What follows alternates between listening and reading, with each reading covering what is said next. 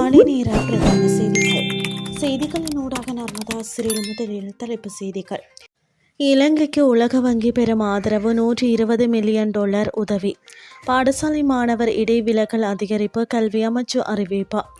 ஆஸ்திரேலியாவை உலுக்கிய துப்பாக்கிச்சூடு கனேடிய பிரதமர் கடும் கண்டனம். இனி விரிவான செய்திகள். இலங்கைக்கு அனர்த்த நிவாரண உதவியாக உலக வங்கியிலிருந்து $120 மில்லியன் நிதியுதவி இலங்கைக்கு வழங்கப்பட உள்ளதாக உலக வங்கி அறிவித்துள்ளது. அத்தோடு அனர்த்தத்தில் பாதிக்கப்பட்டவர்களுக்கு உலக வங்கி குழுமம் ஆழ்ந்த துயரம் கொள்வதாகவும் குறிப்பிடப்பட்டுள்ளது. அனர்த்தத்தின் போது இலங்கையர்கள் காட்டிய குறிப்பிடத்தக்க மீள்தன்மைக்கு மற்றும் உயிர்களை காப்பாற்றுவதற்கு மீட்பு முயற்சிகளை தொடங்குவதற்கு அரசாங்கம் மேற்கொண்ட விரைவான நடவடிக்கைகளுக்கு உலக வங்கி பாராட்டு தெரிவித்துள்ளது. உலக வங்கியின் $120 மில்லியன் நிதி உதவி சூறாவளியால் கடுமையாக பாதிக்கப்பட்ட பகுதிகளில் சுகாதார பாதுகாப்பு, நீர், கல்வி, விவசாயம் மற்றும் இணைப்பு உட்பட அத்தியாவசிய சேவைகள் மற்றும் உள்கட்டமைப்பை மீட்டெடுக்கவும் சீரமைக்கவும் உதவும் என உலக வங்கி தெரிவித்துள்ளது. பேரிடர் இடர் குறைப்புக்கான உலகளாவிய வசதியுடன் இணைந்து ஒரு உலகளாவிய விரைவு பிந்தைய பேரழிவு சேத மதிப்பீடு ஏற்கனவே ஆரம்பிக்கப்பட்டுள்ளது.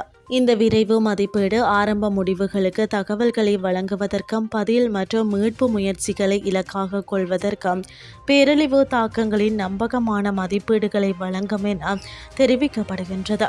இலங்கையின் வாழ்வாதாரங்களை மீட்டெடுக்கவும் பொருளாதார மீட்சியை துரிதப்படுத்தவும் வலிமையான பாதுகாப்பான மற்றும் மீள்தன்மை கொண்ட சமூகங்களை மீண்டும் கட்டியெழுப்பவும் உலக வங்கி குழுமம் உறுதியுடன் உள்ளதாக உலக வங்கி தெரிவித்துள்ளமை குறிப்பிடத்தக்கது.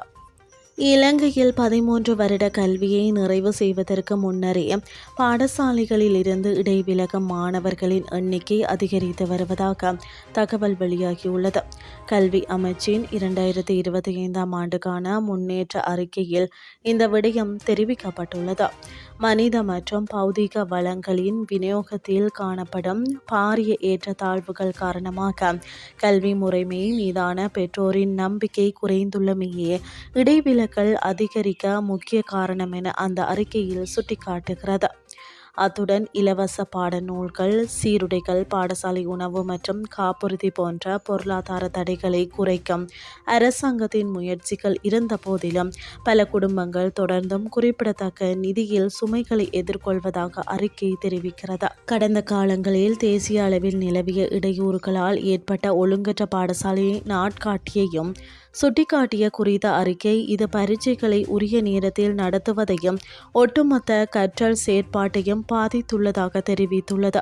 கல்வி செயற்பாடுகளை சாதாரணமாக மாற்றுவதற்கு, பொது நம்பிக்கையை மீட்டெடுப்பதற்கும், கல்வி சலுகைகளை தேசிய அபிவிருத்தி இலக்குடன் சீரமைப்பதற்கும் தொடர்ச்சியான முயற்சிகள் மேற்கொள்ளப்பட்டு வருவதாக கல்வி அமைச்சு அறிக்கையில் குறிப்பிட்டுள்ளது. இனி வெளிநாட்டு செய்திகள். ஆஸ்திரேலியாவில் இடம்பெற்ற தாக்குதலுக்கு கனேடிய பிரதமர் மார்க் கார்னி கண்டனம் வெளியிட்டுள்ளார்.